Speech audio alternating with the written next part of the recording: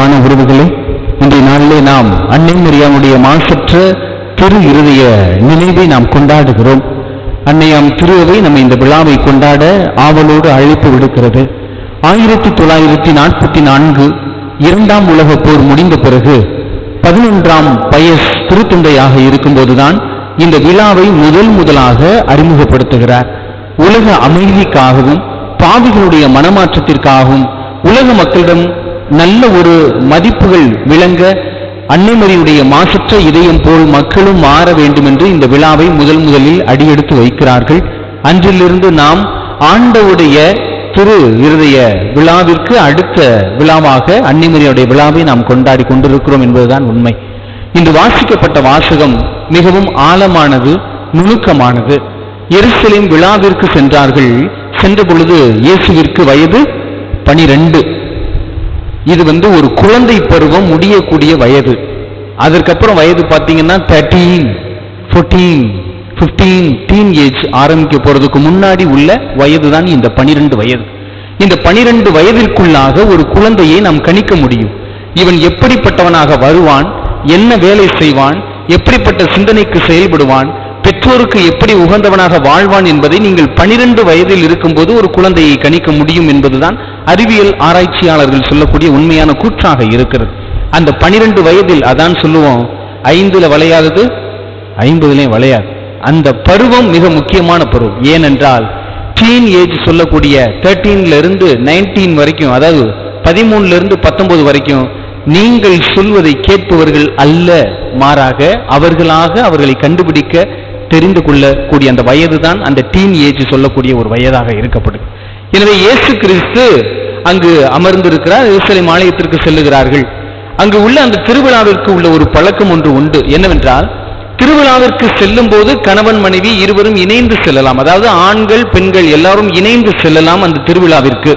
ஆனால் மீண்டும் திருவிழாவிலிருந்து மீண்டும் புறப்பட்டு வீட்டுக்கு செல்லும் போது ஒரு நாள் பயணம், பெண்கள் தனியாகவும் ஆண்கள் தனியாகவும் தான் செல்ல வேண்டும். இதுதான் அங்கு இயேசு விடுபட்டதற்கான காரணம். நீங்க நினைப்பீங்க, என்னடா போனதுதான் போனாங்க, திருப்பி போகும்போது கூட்டிட்டு போயிருக்க வேண்டியதானே, அவரை உறவினரையும் தேடுறாங்க கிடைக்கல, யார்ட்டையும் கேட்றாங்க கிடைக்கல. ஏன் இயேசு அங்கே காணாமல் போனார் என்றால், இயேசு அன்னை மரியாள் பெண்களுடைய பகுதியிலும் யோசேப்பு ஆண்களுடைய பகுதியுமாக பிரிந்து செல்கிறார்கள். அப்ப அன்னை மரியா என்ன நினைச்சிட்டாங்க, கணவரோடு இருப்பாங்க. கணவர் என்ன நினைக்கிறாங்க, அன்னை மரியாவோட இருப்பாங்க என்று நினைத்து கொண்டதனால் தான் இயேசு அங்கு விட்டுட்டாங்க. ஒரு நாள் பயணம் அவர்களுக்கு முடிந்த பிறகு அவர்கள் இருவரும் சந்தித்த போது ஏற்பட்ட 1000 கலக்கங்கள். யோசேப்பு அன்னை மரியாளை ஏன் விட்டு வந்தாய் என்று கன்னத்தில் அறையவில்லை. ஏன் விட்டுட்டு வந்தீங்கன்னு அன்னை மரியாள் யோசேப்பு மேலே பழி போடவில்லை. மாறாக அவர்கள் இருவரும் மீண்டும் எங்கு தொலைத்தார்களோ அங்கு தேடி செல்கிறார்கள். இன்று நம் குடும்பத்தில் நீங்கள் கவனித்து பாருங்கள். மனைவி எதையாவது ஒன்றை செய்து விட்டார் என்றால் உடனே கணவனுக்கு கோபம் வந்துவிடும். உடனே கணவன் அப்படியே புலியா மாறி வேலையை பார்ப்பார். நீ தானே செய்யணும், நீ தானே பிள்ளைய வளர்த்திருக்கணும், நீ தானே பண்ணணும். அப்ப கணவர் என்ன வேலை, அவருக்கு என்ன வேலை? கணவருக்கான வேலை என்ன? சம்பாதித்து கொடுத்து கொண்டே இருப்பதா? இல்லை. பிள்ளைகள் என்ன படிக்கிறாங்கன்னு கூட இன்னைக்கு பல பெற்றோர்களுக்கு தெரியாது. என்னடா படிக்கிறாங்க தெரியாது, எனக்கு தெரியாது அப்படின்னு சொல்லக்கூடிய ஒரு அளவிற்கு இருக்கிறார். ஆனால் இயேசு கிறிஸ்துவை மீண்டும் இருவரும் எங்கு தொலைத்தார்களோ அங்கு கண்டுபிடிக்கிறார்கள். இந்த குடும்பத்தில், உங்கள் குடும்பத்தில் எங்கு நிம்மதியை தொலைத்தீர்கள், ஒரு தனி மனிதன் எங்கு நிம்மதியை தொலைத்தானோ அங்கு தேடி செல்ல வேண்டும். அங்கு தேடாமல் எங்கோ தேடுகிறீர்கள் என்றால் உங்களுக்கு இறுதி வரையிலும் நிம்மதி கிடைக்காது. அப்ப யோசேப்பும் அன்னை மரியாளும் தனக்கு நிம்மதியான இயேசு கிறிஸ்துவை, ஆண்டவருடைய மகனை தொலைத்து விட்டதை உணர்கிறார்கள். மகிழ்ச்சி தீர்ந்து போகிறதை உணர்கிறார்கள். உடனடியாக மீண்டும் தொலைத்த இடத்திற்கு செல்கிறார்கள். செல்கின்ற இடத்தில் தான் அவர்களுக்கு மிகுந்த ஆச்சரியம் ஏற்படுகிறது. அங்கு மறைநூல் அறிஞர்களோடு உட்கார்ந்து அவர் உரையாடி கொண்டிருக்கிறார். சங்கதி என்ன அப்படின்னா, உண்மையான செய்தி என்ன அப்படின்னா, யூதர்களை பொறுத்த வரைக்கும் குழந்தைகள் இறைவார்த்தையை கேட்கக்கூடாது, அதுவும் பெண் பிள்ளைகள் பக்கத்திலே வரக்கூடாது. அதனால்தான் யூதர்கள் இன்று வரையிலும் வேண்டக்கூடிய ஜெபம் என்னவென்றால், ஆண்டவரே தந்தையே, என்னை ஒரு பெண்ணாகவோ ஒரு நாயாகவோ ஒரு அடிமையாகவோ படைக்காததற்கு நன்றி என்று சொல்லுவார்கள். ஏன்னா பெண்கள் என்றால் தீட்டு, பெண்கள் என்றால் பாவிகள், பெண்கள் என்றால் புறக்கணிக்கப்பட்டவர்கள். பெண்களை பார்த்தாலே ஒரு நிலை இருக்காது, அமைதி இருக்காது, எல்லாமே வீணாய் போய்விடும் என்பது அவர்களுடைய பார்வை. இரண்டாவது, பெண் என்றாலே குழந்தை பெற்றெடுக்கும் கருவி என்று மட்டும்தான் அவர்கள் நினைத்து கொண்டிருந்தார்கள். அங்குதான் இயேசு தன்னுடைய வாழ்க்கையை முன்னர் நிறுத்துகிறார். அங்கு அமர்ந்திருக்கிறார் அந்த குழந்தை. இந்த குழந்தையுடைய ஞானத்தை கண்டும் புரிந்து கொள்ளுதலை கண்டும் அவர்கள் மிகவும் மலைத்து போய் நிற்கிறார்கள். அப்ப தாயை போலதான் புல்ல, நூலை போலதான் சேலை அப்படின்னு சொல்லு. இப்ப தாயினுடைய இதயம் மாசற்றதாக இருப்பதை இயேசு வெளிப்படுத்துகிறார். ஏன் என்னை தேடுகிறீர்கள்? இப்ப நீங்க உங்க பிள்ளைய தொலைச்சிட்டீங்க திருவிழாவுல, ஏன் என்ன தேடுறீங்கன்னு உங்க பிள்ளை கேட்டா முதல்ல என்ன பண்ணுவீங்க? நீங்க, நானும் கப்பனும் கஷ்டப்பட்டு உன்னை தேடிக்கிட்டு இருக்கிறேன், என்ன கேள்வி கேட்கிறேன்னு இழுத்துக்கிட்டு ரெண்டு அராரி எங்க போய் தொலைஞ்ச, உன்னால இங்க நிம்மதி போச்சு அப்படின்னு சொல்லி திருவிழாவே என்ன ஆகி போச்சு, அவ்வளவுதான், நிம்மதி இல்லாமல் ஆகி போய்விடும். ஆனால் அங்கு அந்த பொறுமையோடு கையாண்ட விதம் தான் மிக முக்கியம். யோசேப்புக்கு கோபம் வரப்போகுது, தாய் முந்திக் கொள்கிறார். ஏன் இப்படி செய்தாய் மகனே? அது நகைச்சுவை இருக்கு. ஏன் இப்படி செய்தாய்? உங்க அப்பாவை பாரு, நானும் உங்க அப்பாவும் அப்படி சொல்லல, உங்க அப்பாவும் நானும் உன்னை எவ்வளவு ஆவலோடு தேடிக் கொண்டிருந்தோம் தெரியுமா? இப்ப யோசேப்புக்கு என்ன ஆகி போச்சு? கோபம் குறைஞ்சிச்சு, அவ்வளவுதான். இதுதான் குடும்பம். ஆனால் இன்று தாய்மார்கள் போட்டி போட்டுக்கொண்டு எங்க கணவர் நம்மளே அடிச்சிருவாரோன்னு உடனே மனைவி தப்பிக்கிறதுக்கு பார்க்கிறார். மனைவி எங்க நம்மளே திட்டிடுவான்னு சொல்லிட்டு கணவர் தப்பிப்பதற்கு பிள்ளைகளை போட்டு குமுறி பிள்ளைகளை வீணாக்கி விடுகிறார்கள். அந்த 12 வயதில் நீங்கள் பெற்றோர்கள் என்ன உதாரணமாக இருக்கிறீர்கள் என்பது முக்கியம். மரியா அவர்களை பார்க்கிறார். இவனுடைய வாழ்வு இதுதான். இயேசு தன்னுடைய வாழ்வை குறித்து தெளிவாக இருக்கிறார். ஏன் என்னை தேடுகிறீர்கள்? நான் தந்தையினுடைய இல்லத்தில் இருக்க வேண்டும் என்பது உங்களுக்கு தெரியாதா என்பதை அவர் சுட்டி காட்டக்கூடிய ஒரு சூழ்நிலைக்கு ஏற்படுகிறது. இன்னைக்கு நம்ம பிள்ளைங்களை தொலைஞ்சு போச்சுன்னா எங்கே பார்க்கலாம்? பானிபூரி கடை, பாப்கார்ன் கடை, புரோட்டா கடை, எங்கிட்டாவது ஒரு கடையில் நின்றுகிட்டு இருக்கும். அதான் நம்முடைய பிள்ளைகள். அப்பவே முடிவு பண்ணிடலாம், இது கடைசி வரைக்கும் உருப்படாதுன்னு நினைச்சுக்க வேண்டியது நம்ம. ஏன்னா அதனுடைய வாழ்க்கை எப்பொழுது இந்த பானிபூரியிலே அடங்கி போயிருக்கு. அவருடைய வாழ்க்கை இங்கே. ஆனா இயேசு 12 வயதில், அந்த விளையாட்டு பருவத்தில், அந்த அறியாத வயதில் அவர் இருந்த இடம்தான் அவரை இறுதியில் உயர்த்தி சென்றதாக பார்க்கப்படுகிறது. அதனால தான் முடிக்கும் போது 52வது வசனத்துல, லூக்கா 2:52 முடிக்கும் போது இப்படி முடிக்கிறாங்க, இயேசு மனிதர்களுக்கும் கடவுளுக்கும் உகந்தவராய் வாழ்ந்து வந்தார். 13 ஆரம்பிக்குது, டீன் ஏஜ்ல கடவுளுக்கும் மனிதருக்கும் உகந்தவராய் வாழ்ந்து வந்தார். எந்த குழந்தைகள் அந்த இளமை பருவத்தில், டீன் ஏஜ் அப்படின்னு சொல்லக்கூடிய பருவத்தில் கடவுளுக்கும் பெற்றோருக்கும் உயர்ந்தவர்களாக வளர்கிறார்களோ அவர்கள் என்னாலும் உயர்ந்தவர்களாகத்தான் இருப்பார்களே ஒழிய ஒருபோதும் தாழ்ந்தவர்களாக போக மாட்டார்கள் என்பதுதான் உண்மையாக இருக்கிறது. இப்ப உண்மையான குழந்தைகளை நாம் கண்டறிய போகிறோம். 4 நண்பர்கள் இருக்கிறார்கள். 3 பேர் நல்லா சிகரெட்டு குடிக்கிறாங்க. 3 பேர் நல்லா சிகரெட்டு குடிக்கிறாங்க. இப்ப 4வது நண்பனை பார்த்து அந்த 3 பேரும் கேட்கிறாங்க, நண்பா இந்தா ஒரு இழு சூப்பரா இருக்கும் அப்படின்னு சொல்றான். ஆனா இன்னொரு பையன் பாருங்க, புகை ஊதி தள்ளுறான், வட்டம் வட்டமா விடுறான். என்னடா அப்படி விடுற அப்படின்னு கேட்டா, எங்க அப்பா வட்ட வட்டமா விடுறாரு, நான் மாவட்டமா விடணும்னு அவன் விட்டுக்கிட்டு இருக்கிறான். யார்கிட்ட இருந்து கத்துக்கிட்டான்? அப்பாட்ட இருந்து கத்துக்கிட்டான். தன்னுடைய வாயை சவப்பெட்டியாக மாற்றக்கூடியவர்கள் பீடி குடிச்சுக்கிட்டே இருப்பாங்க. அதான் உயிருள்ள சவப்பெட்டி என்று சொல்வார்கள். அந்த வாயை என்ன சொல்லுவாங்கன்னா, உயிருள்ள சவப்பெட்டி எது அப்படின்னா, சிகரெட்டு எந்த வாயில இருக்குதோ அது உயிருள்ள சவப்பெட்டி அப்படின்னு சொல்லி முடிப்பாங்க. எனவே இந்த பையனை, அவனை நல்லவனை பார்த்து சொல்லுகிறார். அதுக்கு அவன் சொல்றான், வேணாண்டா, நான் குடித்ததை பார்த்தேன்னு வச்சுக்க, எங்க அப்பாவும் எங்க அம்மாவும் என்னைய கட்டையை தூக்கிட்டு அடிப்பாங்க, அதனால எனக்கு இந்த சிகரெட்டு வேண்டாம்னு சொல்லி என்ன பண்ணிட்டான், தடுத்து நிப்பாடி. 4 பேர்ல யார் நல்ல பிள்ளை? எல்லாம் எங்கே கொண்டு வைக்கிறது தெரியல.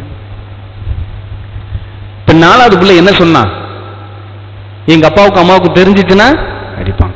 கண்டிக்கிறதுக்கு ஆள் இருக்கிறாங்க, அதனால அவன் கண்டிக்கிறதுக்கு எங்க அப்பா அம்மா இருக்காங்கன்னு சொல்றான்.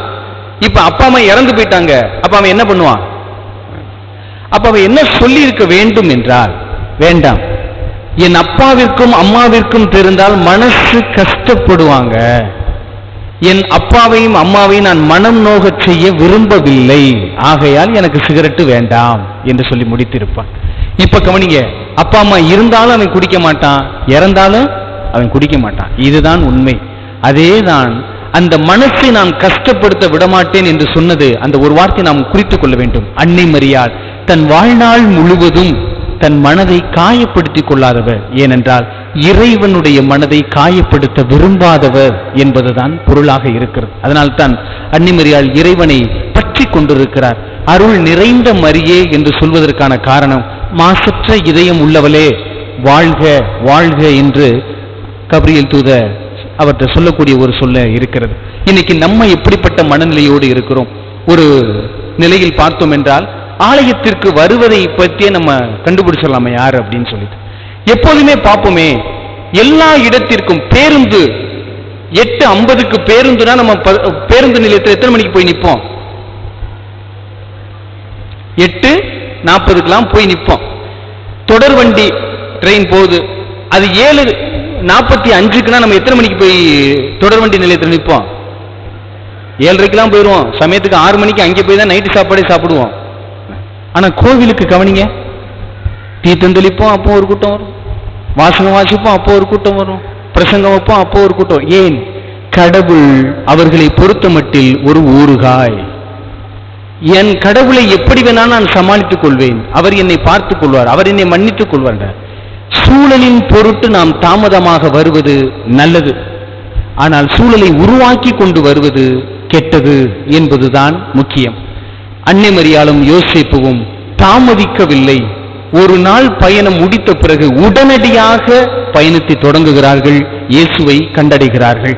அதனால் தான் அவருடைய குடும்பம் ஒரு திரு குடும்பமாக பார்க்கப்படுகிறது. இன்று நாம் எப்படிப்பட்ட நம்பிக்கையில் இருக்கிறோம்? மெக்கேல் சம்மனசு பார்த்திருப்போம்ல, மெக்கேல் சம்மனசு மேல மெக்கேல் சம்மனசு இருக்கும், கீழே யாரை மிதிச்சுக்கிட்டு இருப்பாரு? சாத்தான மிதிச்சுக்கிட்டு இருப்பார், ஒரு ஈட்டி வச்சு மிதிச்சிருப்பார். அதை கும்பிடக்கூடிய ஒரு பாட்டி மட்டும் என்ன பண்ணாங்கன்னா, மெக்கேல் சம்மனசுக்கும் ஒரு நொச்சு, சாத்தானுக்கும் ஒரு நொச்சு. அப்ப பிடிச்சாச்சு. ஏமா மெக்கேல் சம்மனசு கடவுள் அதை தொட்டு கும்பிடுற நல்லது, ஏமா கீழே இருக்க சாத்தானையும் தொட்டு கும்பிடு அப்படின்னு கேட்கும்போது அவர் சொல்லக்கூடிய பதில் இதுதான். நான் சொர்க்கத்துக்கு போனா மெக்கேல் சம்மனசு பார்த்துக்கிடுவார், நரகத்துக்கு போனா சாத்தான் என்னைய பார்த்துக்கிறட்டும் அப்படின்னு சொல்லி இங்கேயே டிக்கெட் புக் பண்ணிட்டு போகக்கூடிய ஆட்களாக நம்ம இருக்கிறோம்.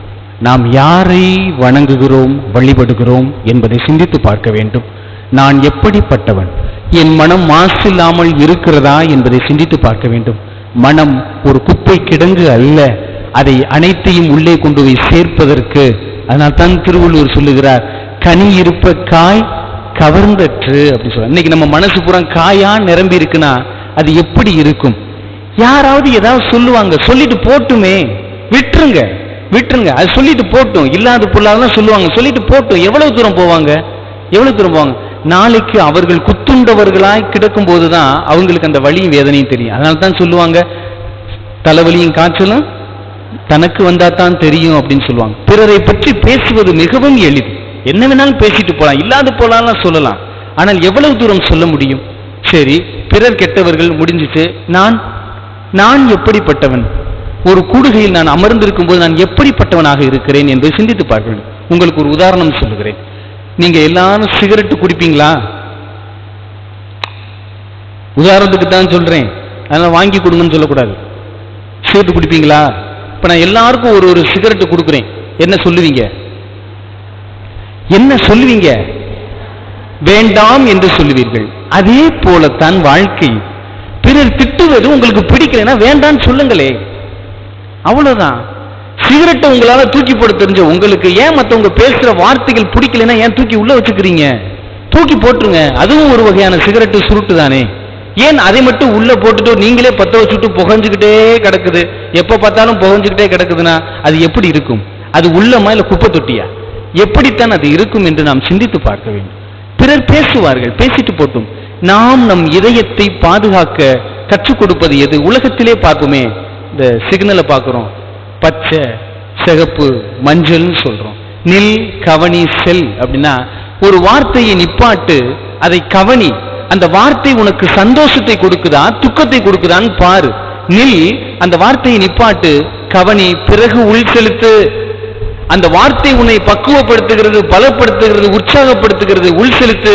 இல்லைன்னா தூக்கி குப்பத்தட்டிலே போட்டுரு அப்படின்னு சொல்லுவாங்க. இதுதான் வாழ்க்கையினுடைய யதார்த்தம். நம்ம வாழ்க்கையில போறது வாரது எல்லாத்தையும் வைத்து நாம் கற்றுக்கொள்ள முடியும். அன்னை மரியாள் துளைத்தது புதிய ஏற்பாட்டில் இயேசு கிறிஸ்துவை கண்டுகொண்டார். ஆனால் ஆண்டவர் தொலைத்த மனிதர்களை இன்று வரையிலும் கண்டுபிடிக்க முடியவில்லை. தொடக்க நூல் 3:9 வாசிக்கிறோம். ஆதாமை தேடுகிறார். ஓ மனிதா, நீ எங்கே இருக்கிறாய் என்று கேட்கிறார். அதற்கு அவன் சொல்லுகிறான், நான் ஆடை இல்லாமல் இருக்கிறேன் என்று சொல்லுகிறான். கடவுள் படைத்த மனிதனை தொலைத்து விட்டார், காணவில்லை. இன்று நாமும் தொலைந்து விடாமல் பார்த்துக் கொள்வோம். எங்கு நான் தொலைந்து இருக்கிறேன், என் மகிழ்ச்சி எங்கு தொலைத்தேன், அங்கு தேட வேண்டும் என்பதில் நாம் சரியாக இருக்க வேண்டும். இயேசுவை எங்கு தொலைத்தார்களோ அங்கு தேடினார் அன்னை மரியாளும் யோசேப்பும் பெற்றுக்கொண்டார்கள்.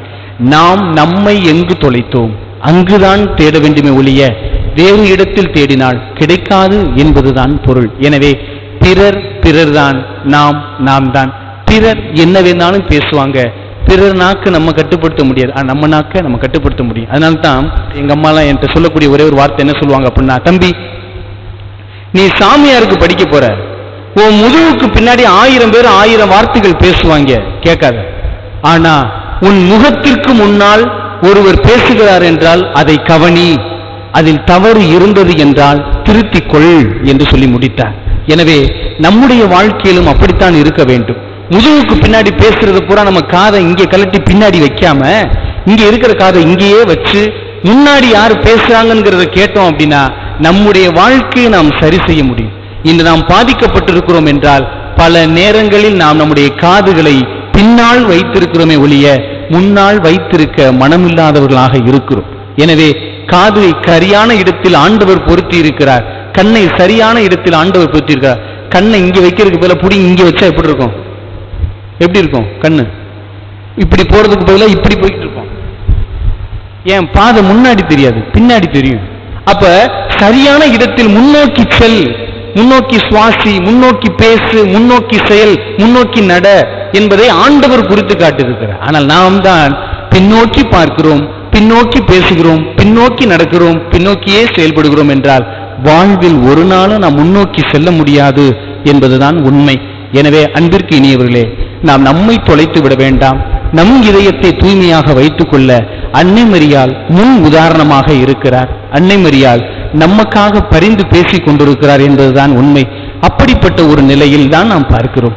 கணவர் திருமணத்திலும் பார்க்கிறோம். அன்னை மரியாள் அவருடைய இதயத்தில் உள்ள அந்த காயத்தை பார்க்கிறார். மகனே, இந்த குடும்பத்தில் மகிழ்ச்சி இல்லாமல் போயிற்று, உன்னை மகிழ்ச்சியை உருவாக்கு என்று சொல்லுகிறார். ஆனால் இயேசு சொல்லுகிறார், அதை பற்றி நாம் என்ன செய்ய முடியும், வாங்க போவோம் அப்படின்னு சொல்லக்கூடிய ஒரு நிகழ்வை பார்க்கிறோம். இல்லை, இவர் உங்களுக்கு சொல்வதை செய்யுங்கள் என்று சொல்லி முடிக்கிறார். எனவே நம்மை பார்த்தும் அன்னை மரியாள் என்று சொல்லக்கூடிய செய்தி, என் மகன் உங்களுக்கு சொல்வதை செய்யுங்கள் என்று சொல்லுகிறார். நாம் அவருடைய மகன் சொல்வதை செய்கிறோமா, இல்லை யூதாசு சொல்வதை செய்து கொண்டிருக்கிறோமா என்று சிந்தித்து பார்ப்போம். நாம் அன்னை மரியாளுக்கு சாட்சியுள்ள பிள்ளைகளாக இருக்க வேண்டும். பெயரளவில் ஜெபமாலை சொல்லுகிறேன், பெயரளவில் ஜெபம் செய்கிறேன் என்பதில் அல்ல நம்முடைய வார்த்தையும் செயலும். உண்மையான உள்ளத்தோடு நான் சொல்கிறேன், உண்மையான எதிர்நோக்கோடு நான் பேசுகிறேன், ஜெபிக்கிறேன் என்று சொல்வதில் தான் அன்னை மரியாளுக்கு சாட்சியுள்ள பிள்ளைகளாக விளங்க முடியும் என்ற ஒரு மகிமையோடு நம்முடைய இதயத்தையும் தூய்மையாக பயன்படுத்த இந்த நாளிலே நம்முடைய இதயத்தை ஒப்புக் கொடுப்போம். காயங்கள் இருக்கலாம், கவலைகள் இருக்கலாம், அப்படியே தூக்கி போட்டு போயிட்டே இருங்க. கடவுள் நம்மை பார்த்து கொள்வார். முன்னோக்கி செல்வோம், பின்னோக்கி செல்ல வேண்டாம். ஆமென்.